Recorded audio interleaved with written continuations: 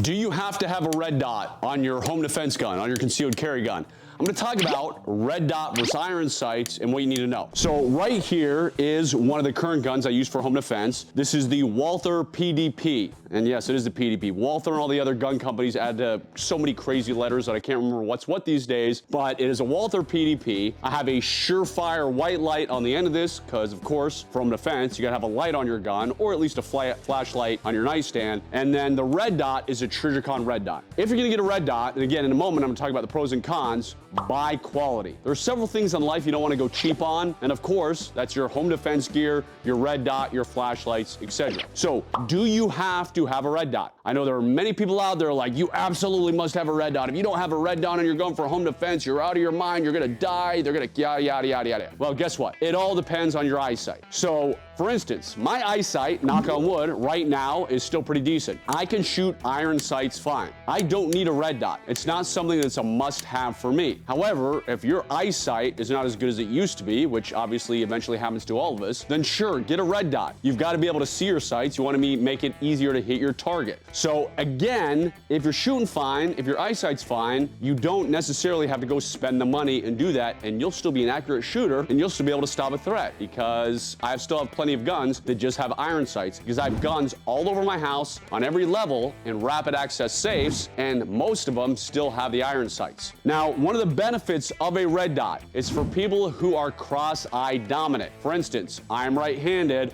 but I'm left-eye dominant. So a lot of people say, oh, you always got to keep two eyes open. But for cross-eye people like me, if I'm shooting iron sights, I've got to close my right eye. So if I was shooting this, and those were an iron sights that I was only using, I have to tilt my head slightly. That way I can line up this eye and make sure I can see. I cannot keep both eyes open on iron sights because it's blurry and I can't see everything. However, with a red dot, as a cross-eye dominant person, I can come out here and I can keep both eyes open and I can see my dot, and I'm fine with that. So that is a benefit of a red dot, is being able to keep both eyes open if you're a cross-eye dominant person like I am. And I think studies show that like 30% of people are cross-eye dominant, or whatever the real number is. Doesn't matter.